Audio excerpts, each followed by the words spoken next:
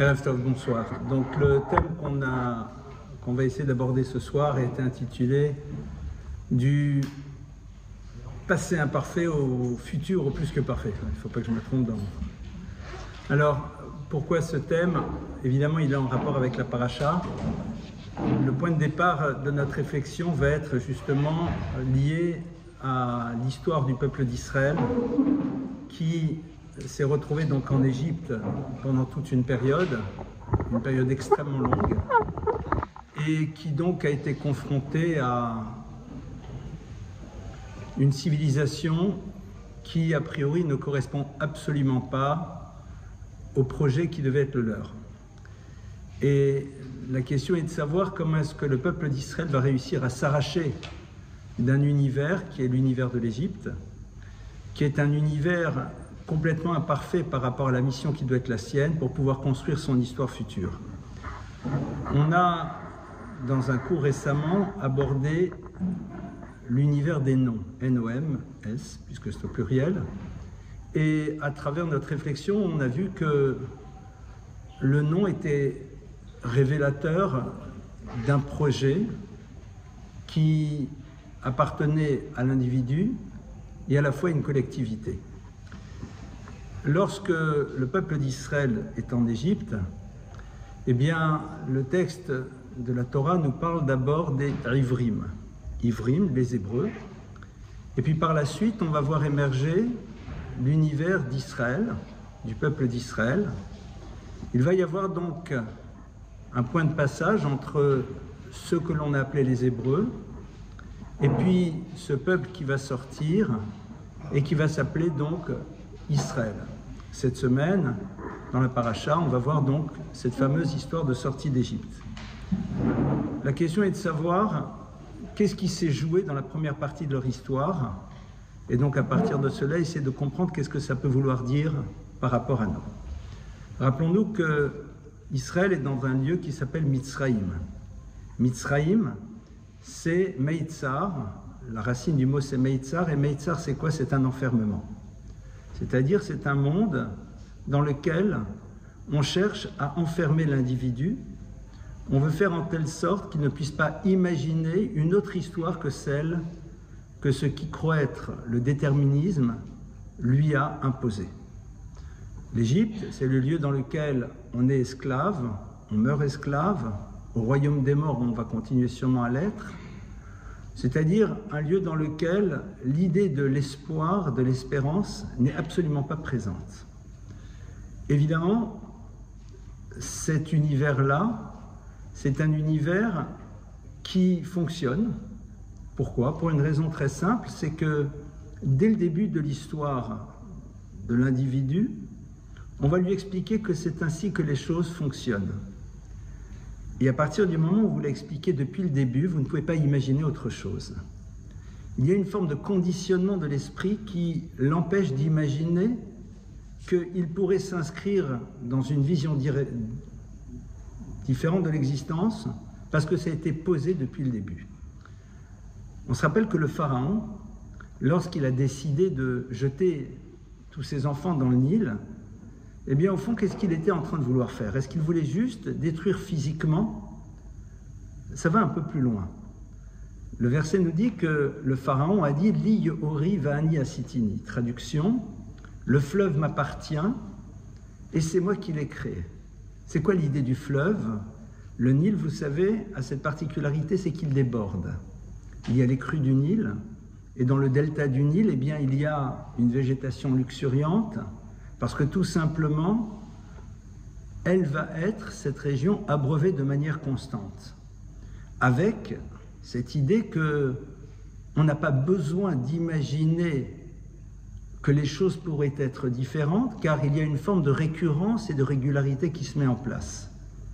La notion de pluie n'est pas nécessaire, même si on sait que, de manière ultime, il faut qu'il y ait de la pluie, parce que le Nil assure cette forme de prospérité économique qui est du domaine de l'évidence. Et le pharaon dit, voilà, ça c'est moi, c'est-à-dire celui qui dirige et donc qui représente véritablement l'Égypte, eh bien, c'est celui qui nous apprend que les choses sont cadrées, elles sont posées, il n'y a pas lieu de s'inquiéter, ça se passera toujours de la même manière.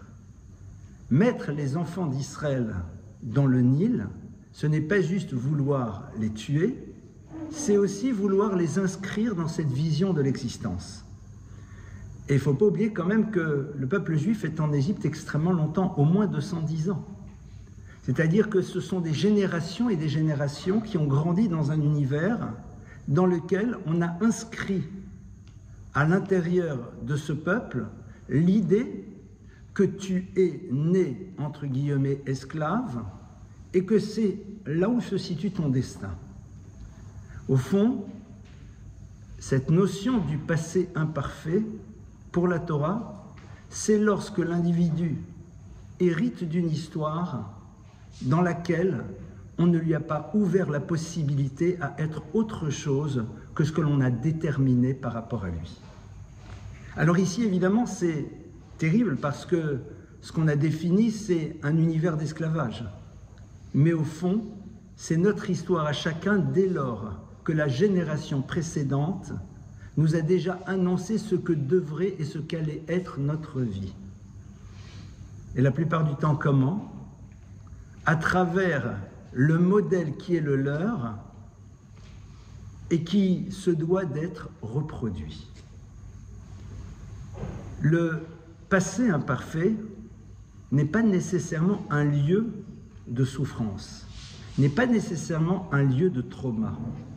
C'est un monde dans lequel on nous a inculqué très tôt ce que devrait être la vie, ce qu'est la réussite, ce qu'est l'échec, c'est-à-dire un monde dans lequel on nous a inscrit des définitions et quelque part, c'est celle-là qu'on va devoir mettre en place à l'intérieur de notre vie. Sortir d'Égypte, c'est être capable d'imaginer que ce qui a été inculqué, ce à quoi nous avons été conditionnés, n'est peut-être pas nécessairement une dimension absolue. Pas simple, puisque au fond, c'est l'enjeu de notre vie à chacune et à chacun. Nous avons toutes et tous grandi dans des mondes dans lesquels on nous a proposé une certaine vision du monde. Et à partir de là, nous allons d'une manière ou d'une autre reproduire les choses au niveau des grands concepts, même si on va les traduire de manière différente. Mais je vais être un peu réducteur dans mes exemples. Alors c'est vrai que la profession par excellence ne sera peut-être pas médecin, ça sera peut-être avocat, ça sera peut-être autre chose, mais c'est quelque chose de fondamental. C'est quelque chose de capital. Alors je pense disposer d'une forme d'espace de liberté parce qu'à un moment, à l'intérieur de ce principe, j'ai l'impression que j'ai fait un choix, alors qu'au fond, le concept m'a été transmis et il m'habite profondément. En quoi cela est du domaine de l'imparfait ?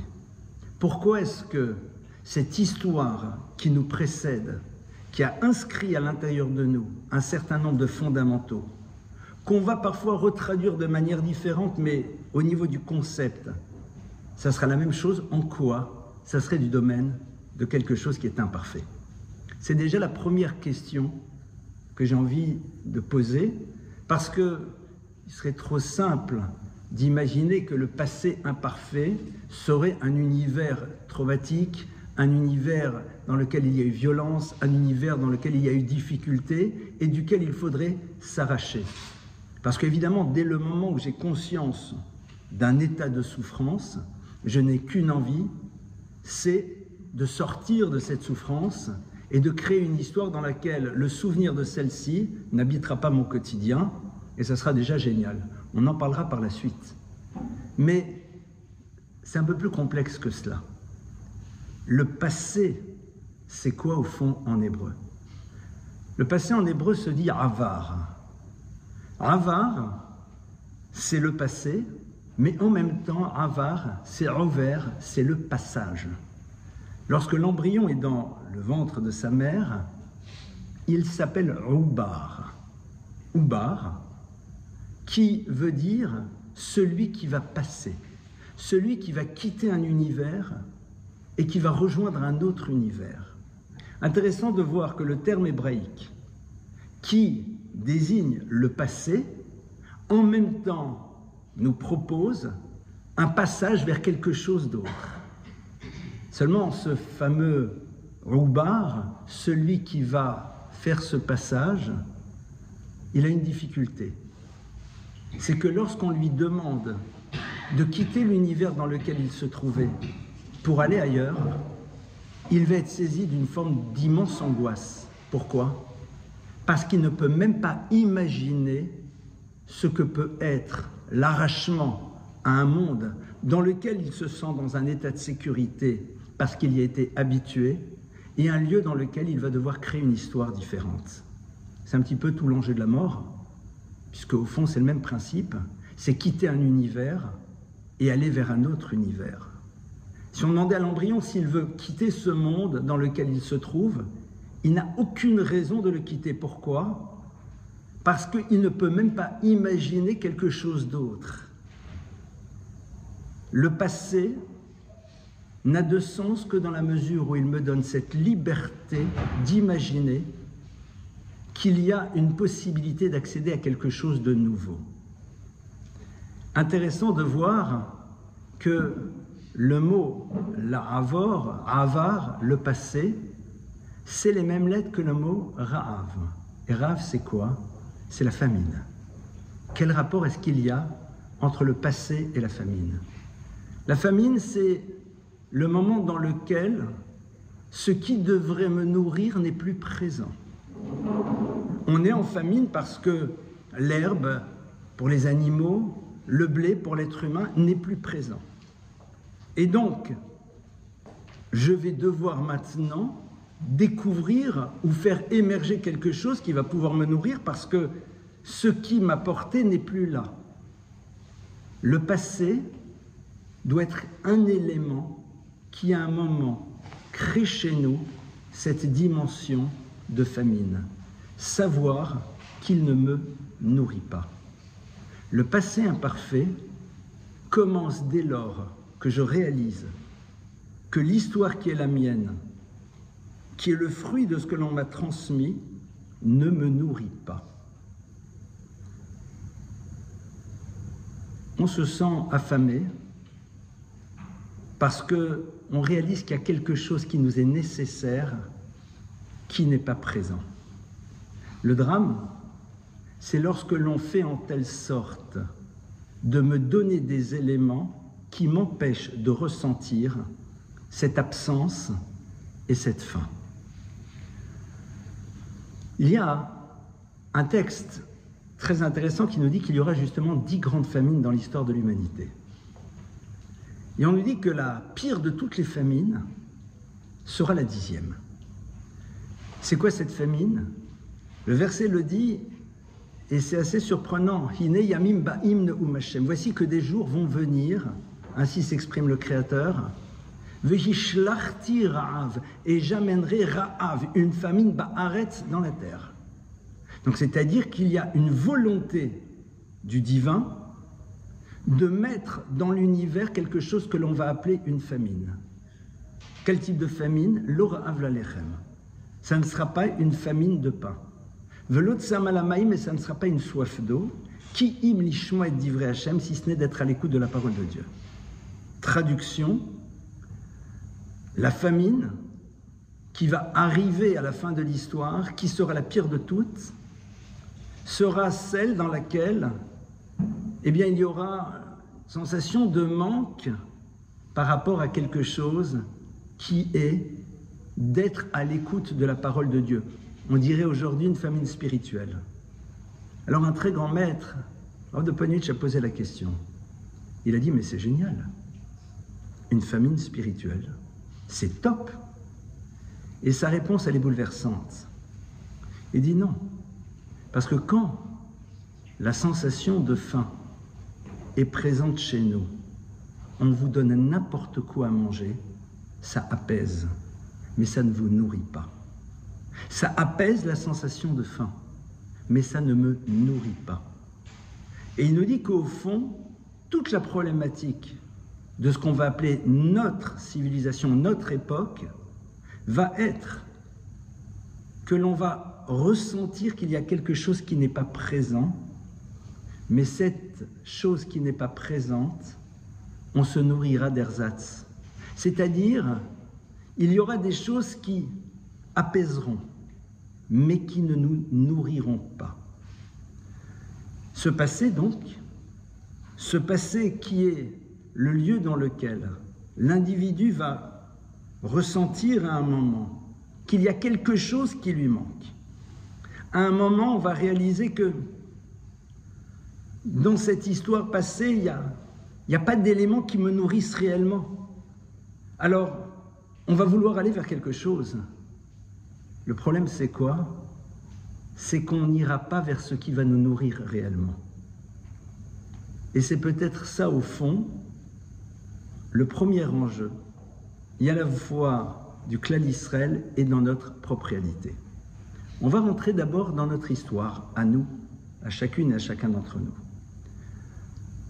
On a tous vécu dans un univers familial. Dans cet univers familial, on nous a posé des fondamentaux. Et j'ai pris tout à l'heure cet exemple, un peu grossier, j'en conviens, qui est la dimension fondamentale de l'univers professionnel. C'est très important. Nous avons eu l'impression que nous étions libres parce que nous avons pu choisir, mais au fond, nous sommes restés à l'intérieur de ce qu'on a inscrit comme étant quelque chose qui est un fondement. C'est notre avare, c'est notre passé, c'est ce qui nous était transmis. Il y a un moment où on réalise que le fait d'avoir inscrit cette dimension dans notre vie n'est pas quelque chose qui nous nourrit réellement. Il y a un sentiment qui nous habite, il y a quelque chose qui est du domaine de la famine, quelque chose qui ne nous a pas apporté ce que l'on pensait vivre à travers cela. Ce diplôme que l'on a réussi, cet emploi que l'on a obtenu, qui dans un premier temps va nous satisfaire parce que ça a été un objectif, et puis au bout d'un moment, il y a quelque chose qui est du domaine du manque. Il y a quelque chose qui est du domaine du ra'av, de la famine. Et évidemment, celle-ci sera de ce que nos maîtres nous ont dit, c'est-à-dire les choses n'auront pas de sens. À partir de là, la question va se poser, comment est-ce qu'on fait pour pouvoir réussir à nous extraire de cela? Le clan d'Israël, quand il est en Égypte, a été imbibé de ce qu'on appellerait la culture égyptienne. Le pharaon nous a mis dans le Yehor. Il nous a mis dans un monde dans lequel il nous dit « Rassure-toi, tout est prévu, tout est programmé, et de toute façon, ce que tu es, tu le sauras, et puis c'est comme ça que c'est. » Je ne sais pas si vous êtes au courant, mais 4/5 du peuple juif ne sort pas d'Égypte. Ça veut dire que 80% du peuple d'Israël va se satisfaire de cela. Il n'y a que 20% qui auront cette force de pouvoir imaginer qu'il peut y avoir quelque chose de radicalement différent. C'est-à-dire d'être prêt à imaginer que quand tu sors du ventre de ta mère, eh bien à un moment tu vas découvrir quelque chose d'incroyable. Alors qu'a priori, là où tu te trouves, tu es dans une forme de sécurité. Qu'est-ce qui leur a donné la force? Qu'est-ce qui fait que 20% seulement du peuple y arrive et que 80% n'y arrivent pas? Comment est-ce possible? Pourtant, si tu t'arrêtes un instant et que tu analyses l'histoire, tu vois très bien qu'il y a eu souffrance, qu'il y a eu difficulté, qu'il y a eu intervention divine. C'est-à-dire on a a priori tous les ingrédients pour pouvoir s'arracher à ce passé imparfait. Imparfait parce qu'il nous empêche d'imaginer un futur. Comment se fait-il que 80% n'y arrivent pas? Alors on va parler de ceux qui sortent. Le verset dit que Dieu s'adresse à cette fraction du peuple d'Israël qui sort d'Égypte et leur dit la chose suivante. Zacharti lach chesed me'oraïr. Je me rappelle de la bonté que tu as eue à mon égard lorsque tu étais jeune, Ahavat Kelulataïr, l'amour des fiançailles qui nous ont unis entre Dieu et cette partie du peuple d'Israël, enfin ce qui va devenir le peuple d'Israël au Sinaï, et qui s'exprime à travers quoi? L'erter acharai bamidbar be'eretz lo zarua. Lorsque tu étais capable d'aller derrière moi, bamidbar, dans le désert, be'eretz, dans un lieu, lo zarua, dans lequel rien n'était planté. Qu'est-ce que le texte est en train de nous dire? Midbar, c'est le désert. Le désert, c'est un lieu dans lequel vous n'avez aucun point de repère. Aucun. Une dune de sable ressemble à une autre dune de sable. Pour ceux qui ont un peu de culture générale, rappelez-vous, Tintin au pays de l'or noir. Faites pas semblant que vous ne connaissez pas. Et des Dupont Brothers qui tournent. Qui tournent parce que tout simplement dans le désert, tout se retrouve. Tout se ressemble. Mais Midbar, le désert, c'est en même temps Medaber. Medaber, c'est le lieu de la parole. Et la notion de parole d'Ibour, c'est une parole, Yadber Amim, qui impose quelque chose. Ce qui, au fond, constituait cette fraction du peuple d'Israël qui sort, c'est quoi? Ils n'ont pas eu peur de perdre toutes les références qui étaient les leurs. Ils savaient qu'ils allaient devoir réinventer quelque chose de radicalement différent. Et ça allait passer par quoi? Par une nouvelle parole qui allait impliquer des choses extrêmement concrètes dans leur vie, à l'image de quelqu'un qui t'impose quelque chose. C'est quoi cette parole? C'est les mots qui vont avoir un sens nouveau, c'est-à-dire une redéfinition de la totalité de ce qui peut constituer une vie. Ça a été ça qui leur a permis d'y aller. Et Dieu compare ça à quoi? À l'amour d'un fiançailles. Pourquoi? Parce que quand tu te fiances, tu ne connais pas véritablement l'autre.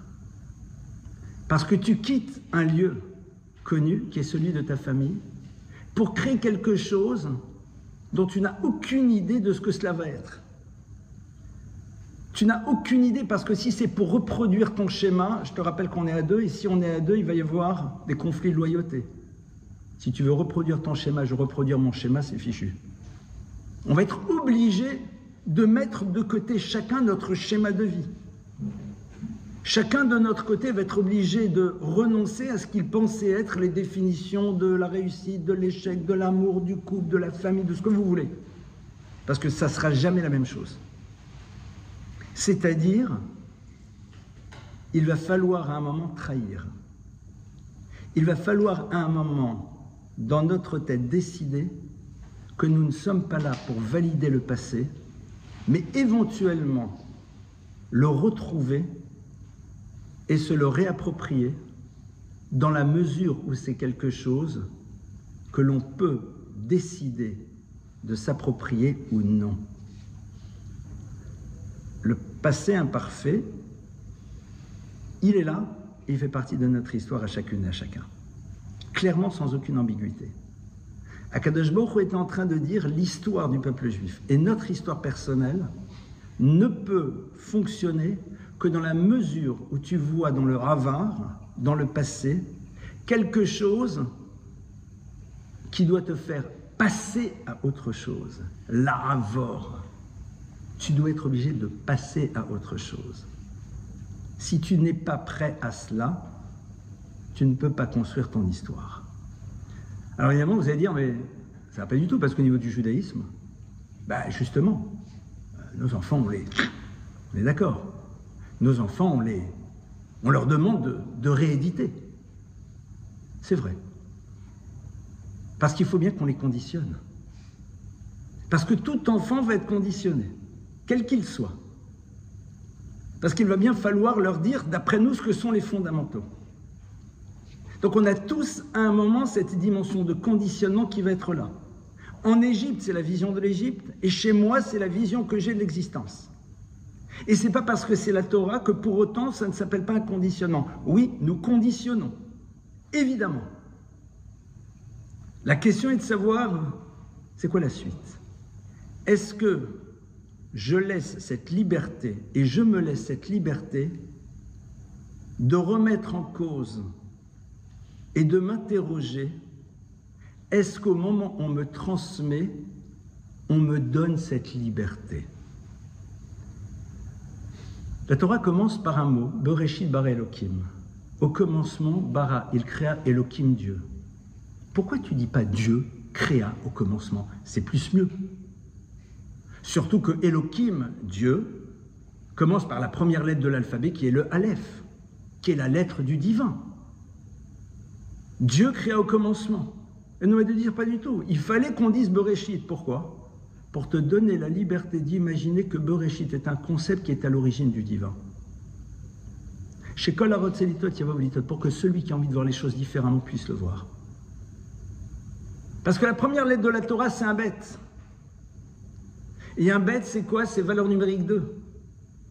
Et cette valeur numérique 2, elle est là pour te montrer que si tu ne donnes pas à l'autre la liberté d'imaginer qu'il puisse remettre en cause, alors tu n'es pas dans la transmission, tu n'es pas dans la Torah.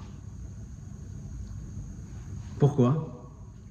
Parce que je ne peux pas imaginer un présent qui se conjugue de manière équilibrée si celui-ci est né d'une impossibilité à remettre en cause ce qui m'a été dit. Ça pourrait être un quotidien sympathique, mais ça ne sera pas un lieu de construction et encore moins un lieu de futur. La question elle est de savoir comment est-ce qu'on se donne cette liberté et comment on fait pour la transmettre. Alors, il y a dans le texte de la sortie d'Égypte un certain nombre d'éléments qui sont très intéressants et je vais m'arrêter sur l'un d'entre eux. Vous savez que avant de sortir d'Égypte, il faut que le peuple d'Israël fasse d'abord ce qu'on appelle le Korban Pessah, c'est-à-dire, traduction que j'aime pas trop, le sacrifice de l'agneau pascal, parce que quand vous utilisez le terme de sacrifice, c'est une connotation toujours un peu péjorative. Korban, c'est l'offrande. Ils vont devoir amener un agneau, le consommer, et ce qui est très intéressant, c'est que la Torah va dire plusieurs choses. Elle va dire tout d'abord, Mishru ukechu lachem tson, tirez et prenez pour vous, tson, ce petit agneau qui va être par la suite consommé. En Omédie, ça veut dire quoi? La Torah a besoin de te donner la technique pour savoir comment on prend un agneau. Pas besoin. Kechu lachem, prenez-le.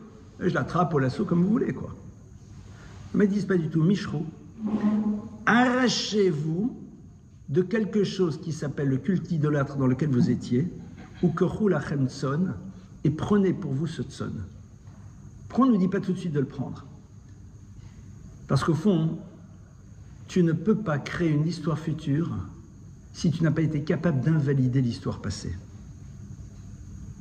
Parce que si tu n'invalides pas l'histoire précédente, ton futur, tu le jugeras à l'aune de ce que tu as vécu dans ton histoire précédente. Et ça, c'est terrible.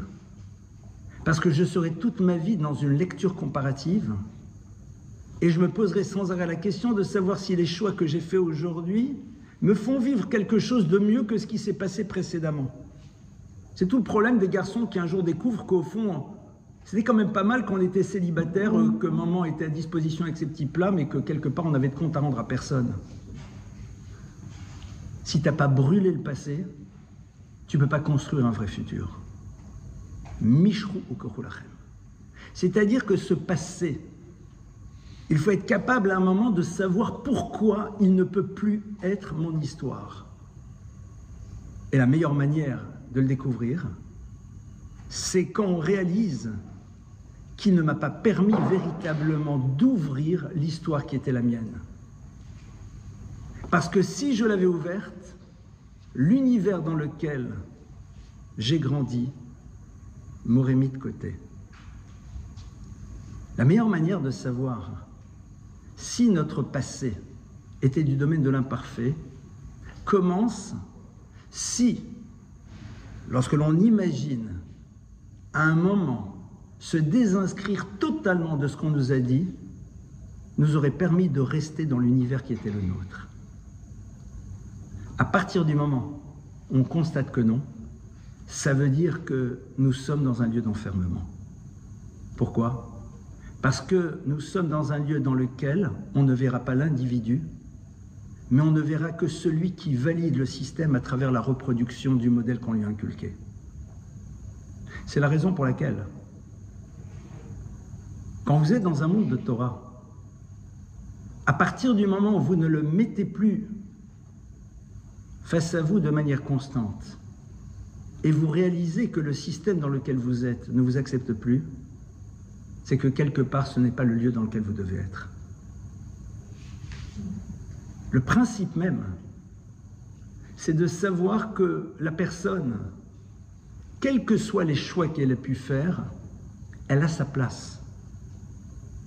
Elle n'est pas là pour valider le système en reproduisant ce qu'on lui a dit. Un système qui a besoin d'être validé par le fait que ceux qui en font partie reproduisent en permanence ce qu'on leur a dit, n'est pas un système dans lequel on peut construire. Et ce qui est très intéressant, c'est que c'est là où va se situer au fond un des enjeux majeurs de notre vie, qui est de savoir, est-ce qu'on est dans un monde dans lequel l'amour est inconditionnel? Un monde dans lequel tu n'as pas besoin de reproduire pour avoir ta place.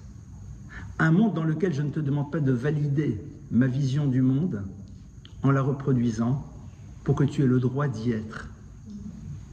Un monde dans lequel l'individu se sent pleinement libre de revisiter ce qu'on lui a transmis et n'a pas peur de ne plus être accepté par l'univers dans lequel il se trouve. Le futur se construit de cette manière.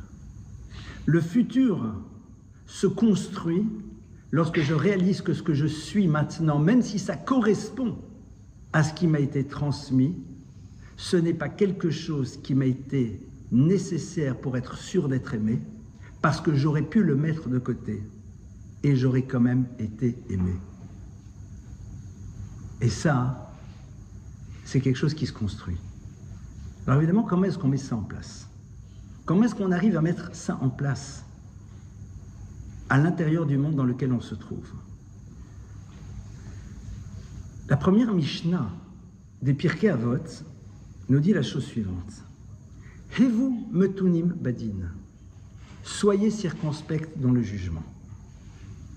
Pourquoi? Il y a plusieurs lectures évidemment, mais la première, elle est évidente.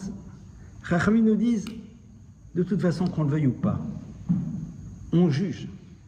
On juge. Même si c'est un micro-jugement, mais il est là. Hevu metunim. Sois extrêmement prudent.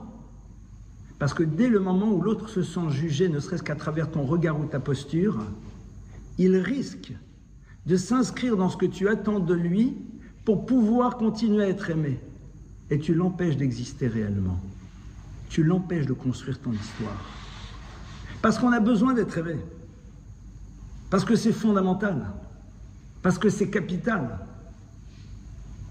Et parce qu'on a besoin profondément d'être aimé. Alors on risque à un moment de dire que ce que l'on est, c'est l'expression de nos choix pour pouvoir faire toujours partie d'un univers quel qu'il soit, mais dont on sait qu'il va nous aimer. Quelque part, c'est quelque chose qui ne nous permet pas de réaliser notre projet d'existence. J'ai eu le privilège d'avoir des maîtres. Et une des choses que j'ai pu voir chez eux, c'est cet amour inconditionnel. Ils pouvaient avoir des problèmes et des difficultés avec ce que l'on faisait, mais jamais avec ce que l'on était. C'est ce qu'on va dire à un enfant. Avec toi, j'ai aucun problème. Ce qui me pose une difficulté, c'est ce que tu fais. Mais dans la mesure où de toute façon, toi, tu es là, et tu es aimé, point barre. C'est comme ça. Alors interroge-toi maintenant pourquoi ce que tu fais est pour moi une difficulté. Mais dans la mesure où ce n'est pas quelque chose qui conditionne la relation, tu peux à ce moment-là analyser cet élément de ta vie, de ce que tu fais, de ce que tu ne fais pas, et à partir de là, t'y confronter. Parce que tu te sens profondément libre. Parce que ton mouvement ne conditionnera rien ne conditionnera strictement rien à l'intérieur de la relation. Akadosh Baruch Hu, au moment où le Klal Israël va sortir, il leur dit Mishru Yedechem. Il dit maintenant dans la vie, il faut que tu comprennes pourquoi il y a quelque chose qui ne peut plus faire partie de ton existence. Et on aura toujours le temps de voir ce qui se passe après. Ça, c'est une autre histoire. Mais d'abord, pose-toi la question. Pourquoi, au fond, c'est quelque chose qui pose problème? La Avoda Zara, c'est quoi? C'est un culte étranger, mais Avoda Zara, c'est un travail qui t'amène à être étranger à toi-même.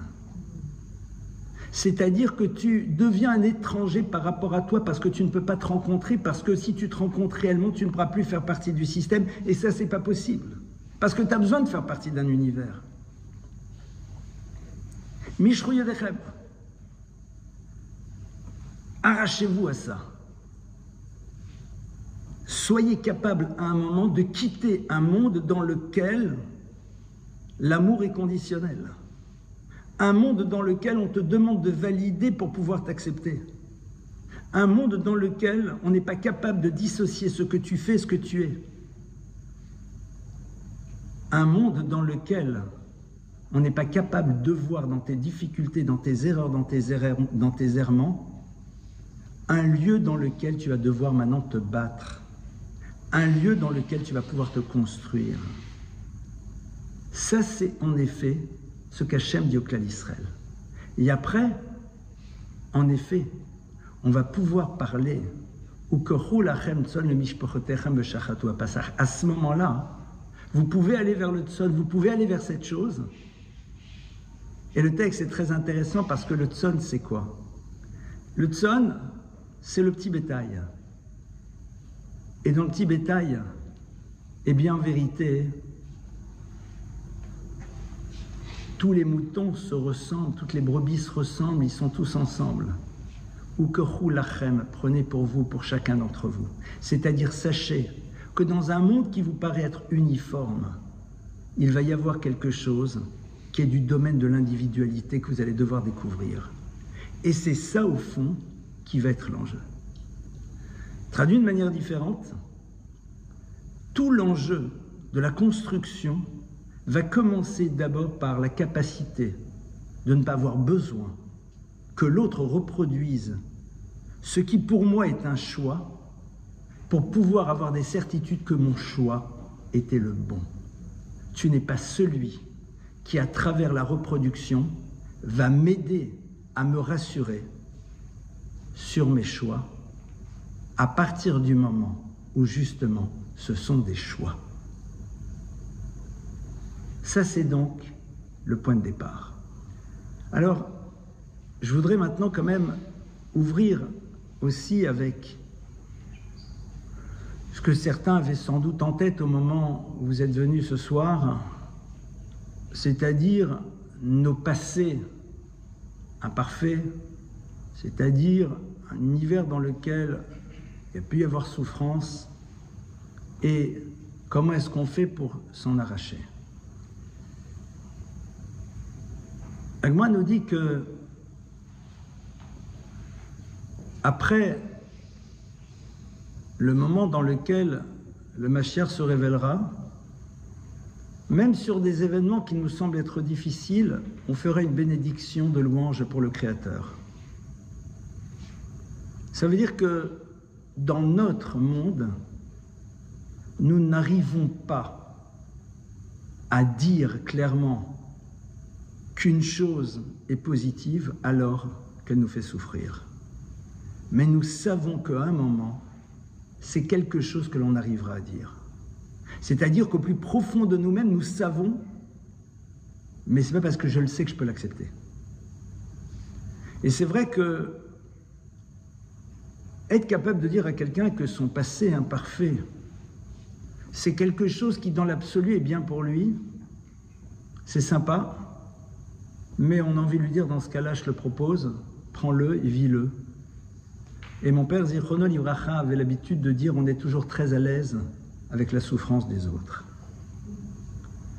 Donc ces passés imparfaits, ces moments de trauma, on ne peut pas à un moment dire qu'ils sont bons, même si au plus profond de nous-mêmes, nous savons qu'ils procèdent de quelque chose qui va permettre par la suite de faire émerger quelque chose de grand. Mais il y a quelque chose qui nous dépasse. Pourquoi ça doit passer par cela? Le Tanya explique, dans un commentaire sur la paracha de Vaïra, l'idée suivante. Il dit, mais au fond, à quoi sert l'exil? C'est-à-dire, à quoi sert ce passé, ces moments très difficiles? Et il explique en se basant sur des enseignements de la Kabbalah que pour que la lumière émerge et soit éclatante, il faut qu'à un moment, il y ait quelque chose qui se retire pour pouvoir faire arriver quelque chose d'exceptionnel, de manière ultime. Pourquoi est-ce que ça doit se passer comme ça? C'est quelque chose qui nous échappe. Et c'est vrai qu'il y a ici quelque chose dont on ne peut pas vraiment parler. Parce que lorsque l'on a été avec un grand V ou un petit v victime de certaines choses dans la vie, de parents parfois dysfonctionnels, de parents qui n'ont pas réussi à évacuer le trauma du départ d'Algérie ou de la sortie d'Auschwitz, parce que c'est là, quelque part, ça a été présent. Alors comment est-ce qu'on fait? Comment est-ce qu'on fait par rapport à cela? Ce qui est très intéressant de voir, c'est que quand le clan d'Israël sort d'Égypte, il a vécu pendant 210 ans des conditions extrêmes. Il a vécu quelque chose de très lourd. Et on devient peuple à quel moment? Au moment du Sinaï, au moment où la Torah nous est révélée. Mais il y a ici un détail que la Torah nous donne. Au moment où la Torah nous est révélée, c'est-à-dire le moment où le peuple d'Israël commence sa marche dans l'histoire, il y a marqué Vayichan Sham Yisrael Negadar. Yisraël, au singulier, campe en bas de la montagne. Et nos maîtres de nous dire, à ce moment-là, qui est constitutif de notre histoire, au moment où on va nous transmettre cette référence, à ce moment-là, il y a une unité parfaite. Cette unité parfaite, c'est quoi? C'est de savoir que l'histoire de chacun est habitée par quelque chose qui est du domaine de l'imparfait. Point. C'est-à-dire qu'il n'y a pas une personne sur Terre qui n'a pas vécu quelque chose de difficile. Il n'y a pas une personne dans le clan d'Israël qui ne transporte pas à travers ce qui lui a été transmis quelque chose qui n'est pas simple. Ce savoir n'enlève en rien la difficulté, mais nous montre que nous sommes tous embarqués dans une histoire de laquelle nous allons pouvoir faire émerger quelque chose de grand. Et la question, elle est de savoir comment est-ce qu'on utilise maintenant ce passé. La première chose, c'est que nos maîtres nous disent Al tadin chavercha achetagi alimkomo. Ne juge jamais l'autre tant que tu ne seras pas arrivé à sa place, c'est-à-dire tant que tu ne vivras pas la même chose. Qu'est-ce qu'on est en train de nous dire? On est en train de nous dire, sache que chacun a une sensibilité particulière, chacun a un ressenti particulier. Et à un moment, on est très seul. Parce que personne ne pourra jamais comprendre ce que j'ai vécu, parce que même si c'est une histoire du même principe, mais les êtres qui vivent l'histoire ne sont pas les mêmes. Et donc à partir de cela, le ressenti que que je peux avoir ne pourra être jamais le ressenti de l'autre. Alors qu'est-ce qu'on fait? Savoir qu'au fond, il y a quelque chose qui m'appartient. Et c'est à moi de me poser la question, qu'est-ce que je peux en faire? Comment je peux utiliser la situation? Comment je peux utiliser maintenant cette histoire pour construire quelque chose de nouveau?